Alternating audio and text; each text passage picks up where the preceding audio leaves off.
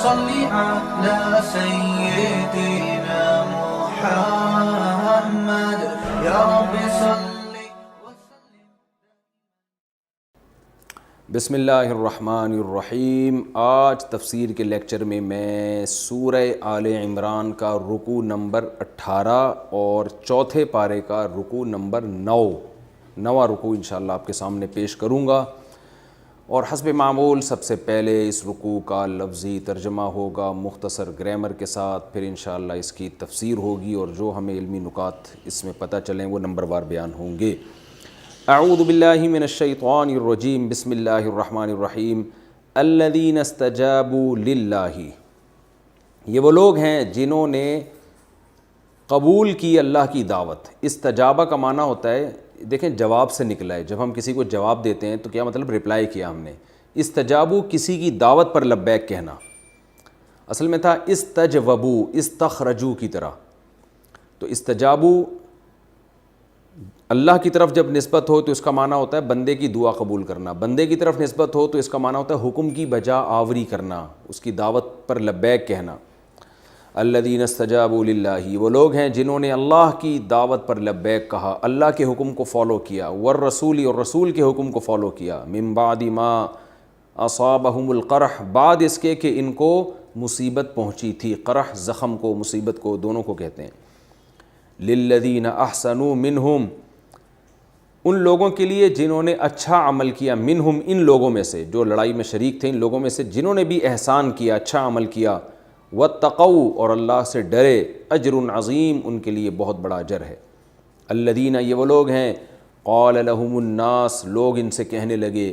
ان الناس قد جمعوا لکم، بے شک لوگ تمہارے لیے جمع ہو رہے ہیں. فاخشوہم، ان سے ڈرو. فاخشوا اصل میں تھا فاخشوا، خشیہ یخشا، خوف زدہ ہونا، ڈرنا. الف سائلنٹ ہو گیا، اخشیو تھا اصل میں، اخشیو اسمعو کی طرح. تو فاخشوہم، ان سے ڈرو. فزادہم ایمانا، زادہ یزیدو کا معنی بڑھانا، زیادہ کرنا. فزادہم، اس بات نے بڑھا دیا ہم، ان لوگوں کو، ایمانا، ایمان کے اعتبار سے. یعنی جب لوگوں نے ان سے کہا کہ لوگ تمہارے خلاف جمع ہو رہے ہیں تو ڈرو، تو بجائے ڈرنے کے اس بات سے ان کے ایمان اور بڑھ گیا. وقالوا، اور کہنے لگے. حسبنا اللہ، اللہ ہمیں کافی ہے. ونعم الوکیل، اور کیا ہی خوب کارساز ہے. وکیل کہتے ہیں کام بنانے والا، کیا ہی بہترین ہمارا کام بنانے والا ہے اللہ. فانقلبوا، پس یہ لوٹے، اصل میں تھا انقلبوا، انصرفوا کی طرح، اکتسبوا کی طرح، یہ لوٹے. بنعمت من اللہ، نعمت کے ساتھ اللہ کی طرف سے. وفضل، اور اللہ کے فضل کے ساتھ. یعنی اللہ کے فضل اور اللہ کی نعمت کو لے کے یہ واپس اپنے گھروں کو لوٹے ہیں. لم یمسسہم سوء، ان کو برائی نہیں پہنچی. مس یمسو، چھونا، یمسو اصل میں تھا مسیسا یمسسو، سمیع یسمعو کی طرح. ان تک برائی نہیں پہنچی. واتبعوا، اور انہوں نے فالو کیا، اتباع کی. رضوان اللہ، اللہ کی رضا کو. واللہ، اور اللہ تعالیٰ. ذو فضل عظیم، بہت بڑے فضل والا ہے. انما ذالکم الشیطان، بے شک یہ شیطان ہے. ذالکم کا معنی یہ جو ہے شیطان ہے. یخوف اولیاءہ، جو ڈراتا ہے اپنے دوستوں کو. خوف یخوف تخویفاً، ڈرانا. اولیاء، ولی کی جمع، دوست کو کہتے ہیں اولیاء. یہ شیطان ہے جو اپنے دوستوں کو ڈرا رہا ہے. فلا تخافوہم، تم نہ ڈرو اس شیطان سے. خاف یخافو، خویف یخوف تھا اصل میں، سمیع یسمعو کی طرح. تو لا تسمعوا لا تخوفوا، تخوفو کو تخافو پڑھا جاتا ہے. نہ ڈرو تم اس سے. وخافونی، نون کے بعد اصل میں یا بھی ہے جو حذف ہے، تو ان شارٹ اس کو حذف کر دیا جاتا ہے. وخافونی، ڈرو تم مجھ سے. ان کنتم مؤمنین، اگر تم مومن ہو.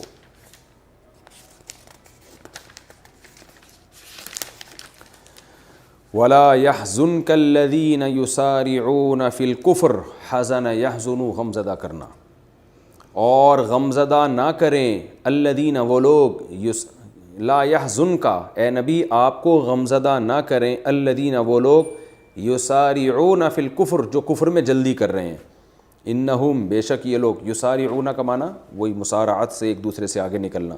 کفر میں ایک دوسرے سے آگے بڑھنے کی کوشش کر رہے ہیں، یہ لوگ آپ کو غمزدہ نہ کریں. انہم، بے شک یہ لوگ. لن یضر اللہ، ہرگز نہیں نقصان پہنچا سکتے اللہ کو، شیئن ذرا بھی، ضر یضر ضرر یضرر تھا نصر ینصر کی طرح، یرید اللہ اللہ چاہتا ہے، کیا چاہتا ہے؟ اللہ یجعل، اللہ اصل میں تھا ان لا، اللہ ارادہ کرتا ہے ان اس بات کا کہ لا یجعل لہم نہیں بنائے ان کے لیے حظا فی الآخرہ، آخرت میں کوئی بھی حصہ، اللہ چاہتا ہے کہ آخرت میں ان کو کچھ بھی نہ ملے، وَلَهُمْ عَذَابٌ عَظِيمٌ اور ان کے لیے بہت بڑا عذاب ہے، ان الذین اشتروا الکفر بالایمان، بے شک وہ لوگ جنہوں نے خریدا کفر کو ایمان کے بدلے میں، لن یضر اللہ شیئا، ہرگز اللہ کو نقصان نہیں پہنچا سکتے، وَلَهُمْ عَذَابٌ علیم اور ان کے لیے دردناک عذاب ہے، وَلَا يَحْسَبَنَّ الَّذِينَ كَفَرُوا اور ہرگز گمان نہ کریں وہ لوگ جو کافر ہیں، حسبہ یحسبو گمان کرنا سوچنا، ہرگز گمان نہ کریں وہ لوگ، یہ ہرگز کا جو ترجمہ میں کر رہا ہوں نون تاکید کی وجہ سے، ہرگز گمان نہ کریں وہ لوگ جو کافر ہیں، کیا گمان نہ کریں؟ انما اس بات کا کہ بے شک، نملی لہم ہم جو ان کو مہلت دے رہے ہیں، املا یملی املاءن کا معنی ہوتا ہے مہلت دینا، اکرم یکرم اکرامن کی طرح، کافر لوگ ہرگز گمان نہ کریں کہ ہم جو ان کو مہلت دے رہے ہیں خیر لہم خیر لانفسہم، یہ مہلت ان کی جانوں کے لیے بہتر ہے، یہ ہرگز نہ سمجھیں، انما نملی لہم بے شک ہم تو صرف ان کو مہلت دے رہے ہیں، کیوں دے رہے ہیں؟ لی یزدادو، لی کا معنی تاکہ یعنی لیے، یزدادو اصل میں تھا یزدویدو، یفتعلو کی طرح، یکتسبو کی طرح، تو پڑھا جاتا ہے یزدادو، تاکہ یہ زیادہ سے نکلا ہے نا زیادت، لیزدادو تاکہ یہ زیادہ ہو جائیں، اثمن ازروع اسم کے، یعنی ہم ان کو مہلت اس لیے دے رہے ہیں تاکہ یہ گناہ میں اور بڑھ جائیں، وَلَهُمْ عَذَابٌ مُهِينٌ اور ان کے لیے عذاب ہے مہین، اہانت والا، ذلیل کرنے والا، ما کان اللہ نہیں ہے اللہ، کانا کا معنی ہے، ما کان اللہ اللہ نہیں ہے ایسا، کیسا؟ لی یذرا، لی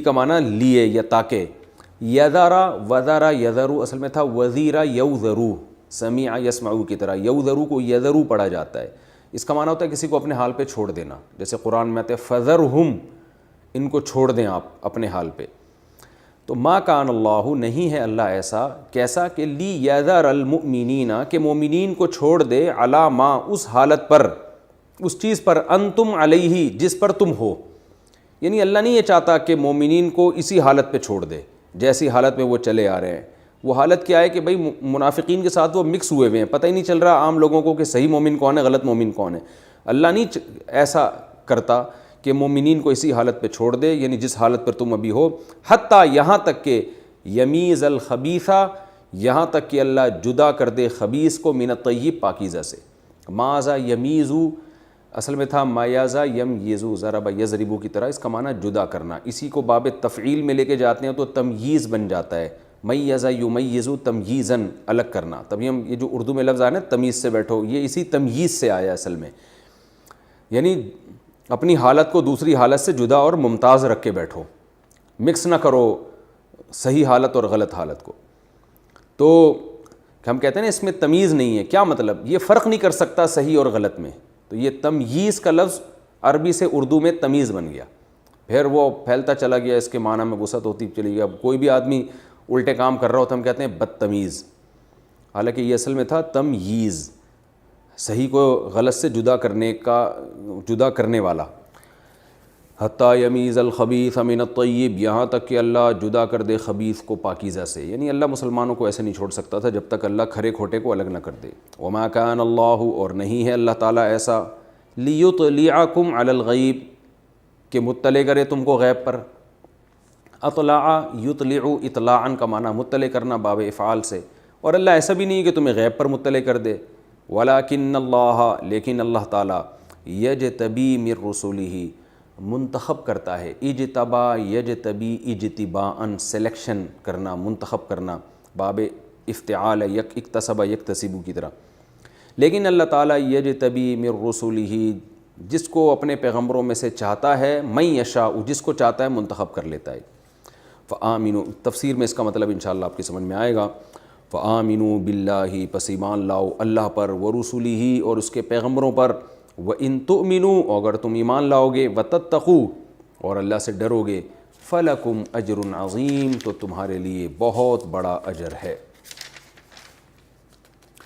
ولا يحسبن الذين يبخلون، اور ہرگز گمان نہ کریں وہ لوگ، یبخلون جو بخل کرتے ہیں، بخیل یبخلو، سمع یسمع کی طرح، جو بخل کرتے ہیں بما، ان نعمتوں پر یا اس دولت پر، آتاہم اللہ من فضلہ، جو اللہ نے ان کو عطا کی ہے اپنی فضل سے، تو اس کے بارے میں گمان نہ کریں۔ کیا گمان کریں؟ ہوا خیر لہم، کہ یہ ان کے لیے بہتر ہے، یعنی یہ بخل کرنا ان کے لیے بہتر ہے۔ یہ بخیل لوگ ہرگز یہ گمان نہ کریں، بل ہوا شر لہم، بلکہ یہ ان کے لیے شر ہے، نقصان دہ ہے۔ سیطوقون ما بخلوا بہ یوم القیامہ، سا کا معنی عن قریب، یطوقو، طوق یطوق تطویقا، سبح یسبح تسبیحا کی طرح، اس کا معنی گلے میں توق بنا کے کوئی چیز ڈال دینا، توق سے نکلا ہے، کہتے ہیں نا گلے کا توق بنا ہوا یہ۔ تو اللہ فرماتا ہے سیطوقون ما، اس چیز کو توق بنا کے ان کے گلے میں ڈال دیا جائے گا۔ کس چیز کو؟ بخیلو بھی، جس چیز کے ساتھ یہ بخل کر رہے ہیں، جس دولت کے ساتھ یہ بخل کر رہے ہیں نا، یہی دولت قیامت کے دن، یوم القیامہ، قیامت کے دن ان کے گلے میں توق بنا کے ڈال دی جائے گی۔ وَلِلَّهِ، اور بے شک اللہ کے لیے ہے، میراث السماوات والارض، آسمانوں اور زمین کی میراث۔ میراث کا معنی جو میراث ہوتی ہے نا، جیسے باپ سے اولاد میں جاتی ہے تو کوئی اس کو روک نہیں سکتا، باپ کے بعد وہ اولاد ہی کے پاس جائے گی، تو اب باپ مرے گا تو جائے گی، لیکن میراث ایک ایسی چیز ہے جو چھوٹ نہیں سکتی۔ تو اسی طرح اللہ نے فرمایا کہ زمین اور آسمان کی جو میراث ہے یہ حقیقت میں اللہ ہی کے لیے ہے، یعنی وقتی طور پر تو تم اس کے مالک بن جاتے ہو، لیکن حقیقی مالک اس کا اللہ تھا، اور ظاہری طور پر تمہارے ہاتھ میں، حقیقت میں پھر اللہ کے ہاتھ میں ہی آئے گی یہ سب کچھ۔ ابھی بھی اللہ قادر ہے، دیکھنے میں ایسا لگتا ہے کہ انسانوں کے پاس ہے، لیکن بالآخر اینڈ میں حقیقت میں ہی ظاہری طور پر بھی اللہ کے پاس چلی جائے گی۔ تو حقیقی مالک آسمانوں اور زمینوں کا اللہ ہے۔ واللہ بما تعملون خبیر، اور جو کچھ تم کر رہے ہو اللہ اس سے باخبر ہے۔ یہ تو اس رکوع کا لفظی ترجمہ اور مختصر گرامر ہو گئی۔ اب انشاءاللہ ہم اس کی تفسیر کی طرف جاتے ہیں۔ غزوہ احد ہی کا مضمون ہے اس میں، اور اس کے بعد یہ مضمون یہاں ختم ہو رہا ہے، اور پھر اگلے رکوع میں غزوہ احد کا تذکرہ نہیں ہوگا۔ اس میں اللہ نے اس رکوع کے شروع میں ان صحابہ کی تعریف کی ہے جو زخم سے چور تھے۔ ہوا یہ تھا کہ صحابہ جب زخم سے چور بیٹھے تو ابو سفیان اور خالد بن ولید نے ارادہ کیا کہ شکست خوردہ لوگ ہیں، دوبارہ ان پہ حملہ کرتے ہیں جمع ہو کے، اور اب صفحہ ہستی سے مٹا دیتے ہیں۔ منافقین تو پہلے ہی پروپیگنڈا کر رہے تھے کہ ہماری بات مانتے تو یوں ہو جاتا، یوں نہیں کرتے تو یوں ہو جاتا، تو انہوں نے اور زیادہ پروپیگنڈا کرنا شروع کر دیا، کیونکہ یہ خبریں آنا شروع ہو گئی تھیں کہ یہ لوگ دوبارہ جمع ہو رہے ہیں۔ تو آ کے پھر صحابہ کرام کو لوگوں نے ڈرانا شروع کر دیا کہ بھئی اب تو دوبارہ مجمع جمع ہو رہا ہے، اب تو تم گئے کام سے۔ ادھر نبی صلی اللہ علیہ وسلم حوصلہ افزائی کر چکے تھے، تو ایسی صورت میں صحابہ دوبارہ جنگ کے لیے تیار ہو گئے۔ انہوں نے کہا کوئی بات نہیں، ہم شکست کھا چکے ہیں، لیکن ہم اب مزید شکست برداشت نہیں کریں گے، اور زخموں سے چور تھکے ہوئے اس کے باوجود ان کا حوصلہ بلند ہوا اور وہ کھڑے ہو گئے لڑائی کے لیے۔ تو اس پہ قرآن نے ان کی تعریف کی، فرمایا الذین، یہ وہ لوگ ہیں استجابوا للہ والرسول، کہ جو اللہ اس کے رسول کی پکار پر لبیک کہہ رہے ہیں۔ کیونکہ نبی نے جب پہلی دفعہ پکارا تھا اس وقت تو موقع یعنی ایسا تھا کہ اتنا خوف تھا کہ چلے گئے، لیکن جب نبی نے دوبارہ پکارا اور کعب بن مالک کو بھیجا تو یہ جمع ہو گئے دوبارہ۔ تو اللہ نے تعریف کی، وہ لوگ ہیں کہ جنہوں نے اللہ اس کے رسول کی پکار پر لبیک کہا، من بعد ما اصابہم القرح، جبکہ ان کو زخم پہنچ چکے تھے۔ زخمی فوج کے لیے دوبارہ اٹھنا بہت مشکل ہوتا ہے، لیکن یہ جمع ہو گئے۔ اللہ فرماتے ہیں للذین احسنوا منہم، ان لوگوں میں جو بھی اچھا عمل کرے گا اور تقوی اختیار کرے گا اس کے لیے اجر عظیم ہے۔ یہ منافقین سے اعتراض ہے کہ کچھ تو ایسے تھے جو احسان نہیں کر رہے، وہ اٹھ نہیں رہے تھے، وہ تو پہلے ہی بھاگنے کے موڈ میں تھے۔ تو اللہ فرماتے ہیں جو ان میں مخلص لوگ ہیں ان کے لیے اجر عظیم ہے۔ الذین قال لهم الناس، یہ وہ لوگ ہیں کہ ان سے جب لوگوں نے کہا، لوگوں سے مراد وہی عام لوگ آ کے جب ان کو بتا رہے تھے، ان الناس قد جمعوا لکم، کہ لوگ تمہارے خلاف جمع ہو گئے ہیں۔ لوگ سے مراد خالد بن ولید اور ابو سفیان، ان کا لشکر جمع ہو گیا ہے۔ فخشوہم، ان سے ڈرو، فزادہم ایمانا، تو بجائے ڈرنے کے ان کے ایمان میں اور اضافہ ہو گیا، ولولہ پیدا ہوا، جوش پیدا ہوا ان کے اندر. وقالوا، اور کہنے لگے، حسبنا اللہ، اللہ ہمیں کافی ہے، ونعم الوکیل، اور بہترین کارساز ہے، اللہ پہ توکل کرتے ہیں، دوبارہ لڑیں گے ہم. تو اللہ کو یہ ادا اتنی پسند آئی. ایک طرف تو اللہ نے کافروں کے دلوں میں رعب ڈال دیا، وہ پھر ان کو جب پتہ چلا یہ تو دوبارہ لڑائی کے لیے تیار ہیں تو وہ ڈر گئے. انہوں نے کہا ایسا نہ ہو جو جیتی ہوئی جنگ پھر ہم دوبارہ ہار جائیں، اور وہ چلے گئے واپس. پھر صحابہ کرام جب گھروں کو لوٹے تو شکست خوردہ لوگوں کی طرح نہیں لوٹے بلکہ فاتحین کی طرح لوٹے، کیونکہ انہوں نے دوبارہ نبی کی پکار پر لبیک کہا اور دوبارہ جنگ کے لیے تیار ہو گئے. اسی کا اللہ نے تذکرہ کیا، فانقلبوا بنعمت من اللہ، اللہ کی نعمت کے ساتھ یہ واپس لوٹے ہیں، وفضل، اور اللہ کے فضل کے ساتھ. لم یمسسہم سوء، ان کو برائی نہیں پہنچی. کیا مطلب؟ اللہ کی نافرمانی کی برائی نہیں پہنچی. یہ بھی مطلب ہو سکتا ہے، مثال کے طور پر اگر یہ کہہ دیتے ہم نہیں اٹھ رہے تو شرمندگی کے ساتھ گھر میں داخل ہوتے ہیں کہ اللہ اور اس کے رسول کی نافرمانی کی ہم نے. اور دوسرا مطلب یہ بھی ہے کہ دوبارہ ان کو دنیاوی برائی نہیں پہنچی. مشرکین مکہ حملہ کرتے اور دوبارہ ظاہر ہے کچھ نہ کچھ مسائل تو کھڑے ہوتے، تو وہ برائی بھی ان کو نہیں پہنچی. تو اللہ کی نظر میں بھی اچھے بن گئے، نبی کی نظر میں بھی اچھے بن گئے، اور اللہ نے آزمائش سے بھی بچا لیا، دوبارہ کافروں کو جنگ کرنے سے روک دیا. اس برائی سے بھی اللہ نے ان کو بچا لیا. واتبعوا رضوان اللہ، اور انہوں نے اللہ کی رضا کو فالو کیا. واللہ ذو فضل عظیم، اللہ بہت بڑے فضل والا ہے.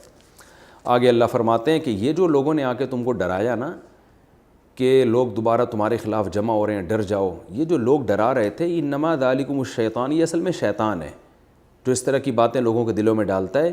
اور اس سے شیطان کرتا کیا ہے؟ یخوف اولیاءہ، اپنے دوستوں کو ڈراتا ہے. وہ جو اللہ کے ولی ہیں وہ ان پروپیگنڈوں سے نہیں ڈرتے، اپنے دوستوں کو، منافقین کو ڈرایا ہے اس نے. فلا تخافوہم، لہذا تم شیطان سے مت ڈرا کرو، وخافونی، مجھ سے ڈرو، ان کنتم مومنین، اگر تم مومن ہو.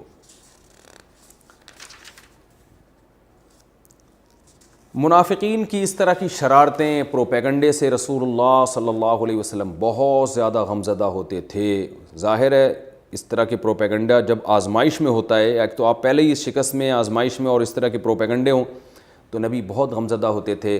اللہ نے آپ صلی اللہ علیہ وسلم کی تسلی کے لیے یہ آیات نازل کیں. فرمایا وَلَا يَحْزُنْكَ الَّذِينَ يُسَارِعُونَ فِي الْكُفْرِ، جو لوگ کفر میں جلدی کر رہے ہیں، آگے بڑھ رہے ہیں. ویسے تو منافق پہلے بھی کافر تھے، لیکن ان آزمائشوں کے بعد اور زیادہ کفر میں ان کے اضافہ ہو گیا تھا. تو اللہ نے فرمایا جو کفر میں اضافہ کرتے چلے جا رہے ہیں، روز بروز آزمائشوں میں ان کا نفاق کھل کے سامنے آ رہا ہے، اے نبی آپ ان سے غمزدہ نہ ہوں. انہم لن یضروا اللہ شیئا، یہ اللہ کو کوئی نقصان نہیں پہنچا سکتے. یہاں اللہ سے مراد ہے اللہ کا دین. تو اس میں اللہ نے اپنے حبیب صلی اللہ علیہ وسلم کو تسلی دی کہ آپ جس دین کے لیے محنت کر رہے ہیں وہ آپ کا نہیں ہے، بلکہ وہ تو میرا دین ہے، مجھے محبوب ہے وہ. تو ان کی لڑائی آپ سے نہیں ہے، مجھ سے ہے، اور اللہ کو کوئی نقصان نہیں پہنچا سکتا. لہذا اللہ چاہے گا تو اس دین کو دنیا میں غالب کرے گا، اللہ ہی نہ چاہے تو کچھ نہیں ہو سکتا. اور ظاہر ہے آپ آخری نبی ہیں تو اللہ نے اب دین کو غالب بہرحال کرنا ہے. تو اس لیے یہ تعبیر اختیار کی گئی کہ جیسے اللہ کو نقصان نہیں پہنچایا جا سکتا تو اب اللہ کے دین کو بھی نقصان نہیں پہنچایا جا سکتا. یہ پروپیگنڈا کرتے رہیں گے، آپ اس سے متاثر نہ ہو. انہم لن یضروا اللہ شیئا، بے شک یہ اللہ کو ہرگز نقصان نہیں پہنچا سکتے. سوال پیدا ہوتا ہے اے اللہ جب نقصان نہیں پہنچا سکتے تو ان کو پروپیگنڈا کرنے کیوں دیتا ہے؟ تو ان کو کفر میں اضافہ ہو کیوں رہا ہے؟ ان کے یہ معاشرے میں فساد پھیلا کیوں نہ رہے؟ کوئی آسمانی آفت نازل کر کے فوراً تو مار کیوں نہیں دیتا ان کو؟ اس کا جواب اللہ نے دیا، یرید اللہ الا یجعل لهم حظا فی الآخرہ، اللہ چاہتا ہے کہ آخرت میں ان کا کوئی حصہ نہ ہو. دنیا میں یہ پھلیں پھولیں گناہوں کی وجہ سے ان پر دنیا میں عذاب نہ آئے تاکہ آخرت میں ان کو صحیح طرح سے عذاب دوں. جیسے کہ حدیث میں آتا ہے جب اللہ کسی سے محبت کرتے ہیں تو آخرت کی سزا دنیا میں ہی دے دیتے ہیں تھوڑی کر کے، لیکن جب اللہ کسی سے نفرت کرتے ہیں، غضبناک ہوتے ہیں اس کے اوپر، تو دنیا میں اسے پھلنے پھولنے دیتے ہیں، اس کے گناہوں کی ذرا بھی سزا نہیں ملتی، اور تاکہ آخرت میں اس سے انتقام لیا جا سکے. وہ انتقام بہت بڑا ہے. تو اللہ نے فرمایا اللہ چاہتا ہے کہ ان کو دنیا میں آخرت میں کچھ بھی نہ ملے، وَلَهُمْ عَذَابٌ عَظِيمٌ، اور ان کے لیے بڑا عذاب ہے. اور یہ منافق وہ لوگ ہیں جو مسلمانوں میں رہتے تھے، ان کو اسلام بھی ان کے پاس آپشن ہے، لیکن یہ اسلام کو چھوڑ کر کفر کے راستے کو اختیار کرتے ہیں. گویا انہوں نے ایسی تجارت کی ہے کہ پاکیزہ چیز کے بدلے میں بدبودار چیز خرید لی. انہوں نے ایک مردہ بکری دے کر آپ نے ایک حلال بکری یا بکرا کسی کو دے کر آپ مردہ خرید لیں تو کتنا گھٹیا سودا ہے. فرمایا انہوں نے ایسا ہی کیا. ان الذین اشتروا الکفر بالایمان، بے شک وہ لوگ جنہوں نے ایمان کے بدلے میں کفر کو خریدا، لن یضروا اللہ شیئا، یہ اللہ کو کوئی نقصان نہیں پہنچا سکتے، وَلَهُمْ عَذَابٌ علیم، ان کے لیے دردناک عذاب ہے. اب اللہ ڈائریکٹ ان منافقین سے خطاب کرتے ہیں کہ تم بھی یہ نہ سمجھو کہ تم جو اتنا پھل پھول رہے ہو، تمہارے مال میں برکت ہو رہی ہے، تم جہاد میں گئے بھی نہیں اور اپنے آپ کو بچا لیا، اور جو مخلص صحابہ گئے ان میں بہت سے شہید ہو گئے، تو تم جو دنیا میں پھل پھول رہے ہو اس سے یہ مت سمجھو کہ یہ جو اللہ تمہیں مہلت دے رہا ہے یہ تمہارے حق میں بہتر ہے. لا یحسبن الذین کفروا، جو کافر لوگ ہیں یہاں منافق مراد ہیں، وہ یہ نہ سمجھیں کہ ہم جو ان کو مہلت دے رہے ہیں خیر لانفسہم، یہ ان کے لیے بہتر ہے. انما نملی لہم لیزدادوا اسما، ہم اس لیے مہلت دے رہے ہیں تاکہ ان کے گناہوں میں اور اضافہ ہو. تو یاد رکھیں اس آیت کا یہ مطلب نہیں ہے کہ اللہ جان کر مہلت اس لیے دے رہا ہے تاکہ یہ گناہ کریں. اللہ تو کبھی بھی نہیں چاہتا کہ گناہ کریں، لیکن بعض دفعہ گناہ کی سزا میں اللہ تعالیٰ مزید گناہوں کو آسان بنا دیتے ہیں کہ تم جب ہدایت پہ نہیں چاہتے، تم یہی لائف اسٹائل چاہتے ہو تو ٹھیک ہے، پھر رج کے تم مزے اڑاؤ. یہ مطلب ہے اس آیت کا، تاکہ ہم آخرت میں تمہیں پکی ڈھکی سزا دیں. یہ مطلب نہیں ہے کہ جو اللہ زبردستی ان پہ گناہوں کو مسلط کر دیتا ہے. فرمایا انما نملی لہم، ہم ان کو مہلت اس لیے دیتے ہیں لیزدادوا اسما، تاکہ ان کے گناہوں میں اور اضافہ ہو. ولہم عذاب مہین، اور قیامت میں ان کے لیے ذلت کرنے والا، ذلیل کرنے والا عذاب ہو. ما کان اللہ لیذر المؤمنین علی ما انتم علیہ. اب اس مضمون کو جو ختم کیا جا رہا ہے اس آیت پر کہ یہ سب آزمائشیں جو احد میں تمہارے ساتھ ہوئی ہیں، اللہ کبھی بھی یہ نہیں کر سکتا تھا کہ مومن اور منافقین کا فرق کیے بغیر ایسے ہی سب چلتے رہو. ما کان اللہ ایسا نہیں ہے لیذر المؤمنین کہ مومنین کو چھوڑ دے علی اس حالت پر ما انتم علیہ جس پر تم ابھی ہو، کہ پتہ ہی نہیں چل رہا ان میں صحیح کون ہے غلط کون ہے. حتی یمیز الخبیث من الطیب، یہاں تک کہ اللہ خبیث کو پاکیزہ سے جدا کر دے. تو اس لیے یہ احد کے معرکے میں جو کچھ ہوا، آزمائشیں آئیں کھرے کھوٹے کو ایک دوسرے سے جدا کرنے کے لیے. آج پتہ چل گیا کون نبی کا سچا ساتھی ہے اور کون منافق ہے اور دوغلا ہے. اب سوال پیدا ہوتا ہے، اے اللہ تو اتنی آزمائشوں میں تو نے کیوں ڈالا؟ تو ویسے ہی نبی کو بتا دیتا کہ وہ منافق ہیں، یا صحابہ کو بتا دیتا کہ وہ منافق ہیں یہ مخلص ہیں، ہم نبی پر وحی آتی اور نبی ہمیں بتا دیتے. تو اللہ نے اس کا جواب دیا وما کان اللہ لیطلعکم علی الغیب، اللہ ایسا نہیں ہے کہ تمہیں غیب کی خبریں دے. اللہ کا انداز یہ نہیں ہے، اللہ کی عادت یہ نہیں ہے، بلکہ اللہ دنیا دار الاسباب ہے، دار الاسباب ہے. تو اسباب میں تمہیں جانا پڑے گا، ان سے رزلٹ تمہیں جو نکلے گا وہ اس پہ نتیجہ مرتب ہوگا. دیکھیں اللہ چاہے تو کسی کو اولاد دینی ہو تو شادی کے بغیر بھی دے سکتا ہے. اللہ چاہے تو کسی کو شفا دینی ہو علاج کے بغیر بھی دے سکتا ہے. اللہ چاہے کسی کو موت دینی ہو تو ایکسیڈنٹ یا بیماری کے بغیر بھی دے سکتا ہے. لیکن اللہ کی عادت یہ نہیں ہے. تو اسی طرح اللہ چاہے تو بتا سکتا ہے کہ یہ منافق یہ مومن، لیکن عادت اللہ کی ایسی نہیں ہے. اسباب پیدا کرتا ہے اللہ تعالیٰ، ان اسباب اور ان امتحانات میں رزلٹ اناؤنس ہوتا ہے، کون پاس ہو رہا ہے کون فیل ہو رہا ہے. تو یہ اللہ کی عادت ہے. پھر سوال پیدا ہوتا ہے کہ بھائی پھر تو جب غیب کا علم اللہ کسی کو بھی نہیں دیتا تو پھر پیغمبروں کو بھی تو اللہ بہت سی چیزیں ایسی بتا رہا ہوتا ہے جو اسباب سے ہٹ کر. پیغمبر پر تو فرشتے آتے ہیں اور وہ بتاتے ہیں کہ یہ صحیح ہے یہ غلط ہے، بغیر کسی لاجک کے بغیر کسی سبب کے اللہ کی طرف سے پیغمبروں کو کیسے خبریں مل جاتی ہیں. اس کا اللہ نے جواب دیا وَلَٰكِنَّ اللَّهَ، کہ بھئی تم یہ سمجھو گے کسی کو بھی کچھ نہیں بتاتا تو ایسا نہیں ہے، لیکن اللہ یہ ضرور کرتا ہے یجتبی من رسلہ من یشاء، اپنے پیغمبروں میں سے جس کو چاہتا ہے منتخب کر لیتا ہے. پھر اللہ اپنی مرضی سے اس کو غیب کی خبریں دیتے ہیں اور وہ پیغمبر پھر امتیوں کو وہ بتاتے ہیں، جیسے جنت کی خبر، جہنم کی خبر، برزخ قبر کے عذاب کی خبر، اور جو پیش گوئیاں آپ صلی اللہ علیہ وسلم نے کی ہیں. تو وہ ایک الگ بات ہے. لیکن نارملی جو اللہ کا معاملہ عام بندوں کے ساتھ ہے وہ یہی ہے کہ خود سے اللہ ان کو کچھ بھی نہیں بتاتا، اسباب سے وہ سیکھتے ہیں کہ دنیا میں صحیح کیا ہے اور غلط کیا ہے. فآمنوا باللہ ورسولہ، فرمایا جب یہ بات ثابت ہو گئی تو بس اللہ اس کے رسول پر ایمان لاؤ، جیسے جیسے وہ کہہ رہے ہیں ایسے ایسے کرتے چلے جاؤ. وَإِن تُؤْمِنُوا وَتَتَّقُوا، اگر تم ایمان لاؤ گے اور تقوی اختیار کرو گے، فَلَكُمْ أَجْرٌ عَظِيمٌ، تو تمہارے لیے بہت بڑا اجر ہے. میدان جہاد میں چونکہ مالی تعاون کی بھی بہت سخت ضرورت ہوتی ہے، غزوہ احد تھی یا بدر تھی یا اس کے علاوہ جتنی لڑائیاں ہوئیں، ظاہر ہے وسائل لگتے ہیں تو صحابہ دل کھول کر خرچ کیا کرتے تھے. منافقین یہاں بھی کہتے کہ ہم سے پیسے مانگے جا رہے ہیں, خرچ کروایا جا رہا ہے, کبھی غریبوں پہ خرچ کرنے کا, کبھی زخمیوں پہ خرچ کرنے کا. تو بخل کرتے تھے, کنجوسی کرتے تھے اور اس پہ فخر کرتے تھے ہم نے اتنی دولت اکٹھی کر لی. اللہ نے اس کا بھی جواب دیا, وَلَا يَحْسَبَنَّ الَّذِينَ يَبْخَلُونَ بِمَا آتَاهُمُ اللَّهُ مِنْ فَضْلِهِ وَخَيْرًا لَهُمْ, کہ جو لوگ اللہ کی نعمتوں میں بخل کرتے ہیں, اللہ نے ان کو نعمتیں دی ہیں, دولت کی نعمت دی یا اور کوئی نعمت دی, تو کنجوسی سے کام لیتے ہیں, وہ یہ نہ سمجھیں ہوا خیر لہم کہ یہ کنجوسی ان کے لیے بہتر ہے, بل ہوا شر لہم, یہ کنجوسی ان کے لیے عذاب ہے, شر ہے. وہ شر کیا ہے؟ سیطوقون ما بخلوا بہ یوم القیامہ, جس چیز میں وہ بخل کریں گے نا, یعنی ضرورت کے وقت بھی خرچ نہیں کریں گے, تو اسی دولت کو اللہ ان کے گلے کا سانپ بنا کے, توق بنا کے قیامت کے دن لے آئے گا اپنے سامنے, جیسے کہ قرآن میں دوسرے مقامات پر بیان کیا گیا ہے.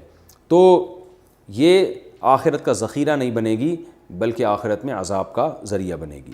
اور آگے اللہ نے فرمایا وَلِلَّهِ مِيرَاثُ السَّمَاوَاتِ وَالْأَرْضِ, کنجوسی کرنے والا ویسے بھی بے وقوف ہے, اس لیے کہ اصل دولت کا مالک تو اللہ ہے, سب کچھ کا مالک جب اللہ ہے تو اللہ تمہیں اگر خرچ کرنے کا کہہ رہا ہے, اس کا مطلب اللہ دوبارہ لوٹا سکتا ہے وہ. یعنی کوئی کروڑ پتی سیٹھ ہو, آپ سے کہہ رہا ہے کہ اس کو 2 روٹی کھلا دو, آپ کو میں تو نہیں کھلاؤں گا, تو آپ بے وقوف ہیں, آپ کو پتہ ہے یار میں اس کے کہنے پر 2 کھلاؤں گا, یہ کل مجھے 4 دے دے گا. تو اللہ فرماتے ہیں یہ تو سب کچھ میرا ہے, جب میں مالک ہوں تو میں اگر تمہیں سخاوت کا حکم دے رہا ہوں تو کتنی تمہاری حماقت اور بیوقوفی ہے کہ تم یہ سمجھ رہے ہو ہم خرچ کریں گے تو پتہ نہیں غریب ہو جائیں گے, اللہ کے پاس تو کچھ ہے ہی نہیں دینے کے لیے, ہمیں ریٹرن لوٹانے کے لیے کچھ ہے ہی نہیں. اس نے فرمایا وَلِلَّهِ مِيرَاثُ السَّمَاوَاتِ وَالْأَرْضِ, جو کچھ آسمانوں اور زمین میں ہے سب کچھ اللہ کا ہے. وَاللَّهُ بِمَا تَعْمَلُونَ خَبِيرٌ, جو کچھ تم کر رہے ہو اللہ اس سے باخبر ہے. سخاوت کرو گے اجر ملے گا, بخل کرو گے تو اس پر عذاب آئے گا. یہ تو اس رکوع کا لفظی ترجمہ, مختصر گرامر اور ساتھ میں اس کی تفسیر بھی کمپلیٹ ہو گئی. اب انشاءاللہ میں اس سے جو علمی نکات ملتے ہیں مختصراً آپ کے سامنے پیش کروں گا. سب سے پہلا الذین استجابوا للہ والرسول من بعد ما اصابہم القرح, اس رکوع میں صحابہ کی بہت بڑی فضیلت ہے. دنیا میں کہیں ایسا نہیں ہوتا کہ کوئی فوج شکست کھا کے زخمی پڑی ہوئی ہو, جس کے بہت بڑی تعداد میں بڑے بڑے لوگ قتل ہو گئے ہوں میدان جنگ میں, اور ان کو پتہ چلے کہ فاتح قوم دوبارہ اسی کنڈیشن میں آپ پہ حملہ کرنے والی ہے, اور وہ دوبارہ کھڑے ہو جائیں لڑنے کے لیے. اسباب کی دنیا میں آج تک ہم نے ایسا کبھی نہیں سنا. تو قرآن تعریف کر رہا ہے صحابہ کرام کی کہ یہ وہ لوگ ہیں جنہوں نے اللہ اس کے رسول کی پکار پر لبیک کہا اور زخم پہنچنے کے باوجود دوبارہ کھڑے ہو گئی. اس لیے ہمیں صحابہ سے محبت کا حکم ہے کہ یہ وہ نبی کے جانشین ہیں جنہوں نے سختیوں میں آپ صلی اللہ علیہ وسلم کا ساتھ دیا اور اسلام کا دفاع کیا. ایک اور سبق ہمیں کیا ملتا ہے؟ الذین قال لهم الناس ان الناس قد جمعوا لكم فاخشوهم, کہ ادھر سے لوگ جمع ہو کے ان پہ حملہ کرنے کی باتیں کر رہے ہیں, تو کچھ لوگوں نے کیا کیا, آ کے ان کو اور ڈرانا شروع کر دیا. اب دیکھیں ایسے موقع پہ جب دشمن نے ان زخمیوں پہ حملہ کرنا ہی ہے تو یہ لوگ اگر ڈریں گے تو اور زیادہ نقصان ہوگا. یعنی ایسے موقع پہ ڈرانے کا تو کوئی فائدہ ہی نہیں ہے, کیونکہ لڑنا تو بہرحال ہے, اگلے نے تو حملہ کرنا ہی کرنا ہے, وہ تو بالکل ہی مار دے گا, سب کو قتل کر دے گا. تو ایسے موقع پہ تو ضرورت اس بات کی ہوتی ہے کہ چاہے ان میں لڑنے کی طاقت نہ بھی ہو تو بھی حوصلہ دلایا جائے, کیونکہ اب اس کے علاوہ تو کوئی آپشن ہی نہیں ہے. لیکن کیا ہو رہا ہے کہ پبلک آ کے ڈرا رہی ہے. تو ایسے لوگ ہماری صفوں میں بھی موجود ہو سکتے ہیں کہ ہم جب کسی ٹینشن میں ہوں, پریشانی میں ہوں, جس میں ہمیں حوصلے کی ضرورت ہو, تو وہ آ کے اور زیادہ ڈرا رہے ہوں. تو معاشرے میں جہاں آپ کو ایسے موقع پہ اس طرح لوگ آ کے ڈرائیں تو آپ کو یہ سوچ لینا چاہیے کہ یہ میرا خیر خواہ نہیں ہے, یہ محبت کا لیبل لگا رہا ہے, مگر یہ ہے منافق اور مجھے نقصان پہنچانے کی کوشش کر رہا ہے. ایسے موقع پہ حوصلہ دلانے والے لوگ آپ کے اپنے ہوتے ہیں, ڈرانے والے لوگ آپ کے اپنے نہیں ہوتے. تیسری علمی نقطے کی بات یہ پتہ چلتی ہے, قرآن نے جو کہا انما ذالکم الشیطان یخوف اولیاءہ, یہ شیطان ہے جو اپنے دوستوں سے تمہیں ڈراتا ہے. اس سے ہی پتہ چلا کہ حوصلہ پست کرنے والی باتیں شیطان کی طرف سے ہوتی ہیں, اور اس سے ڈرتے بھی وہی لوگ ہیں جو شیطان کے دوست ہوتے ہیں. جن میں اللہ پر اعتماد اور توکل ہے وہ ان باتوں سے گھبراتے نہیں ہیں. تو ایسے موقع پہ ہمیں خود کو آزمانا چاہیے کہ اگر کوئی ہمارے حوصلے پست کر رہا ہے، ہم اگر ڈر رہے ہیں تو سمجھ لیں شیطان سے اچھے تعلقات ہیں، خوف زدہ نہیں ہو رہے تو سمجھ لیں کہ رحمان سے اچھے تعلقات ہیں۔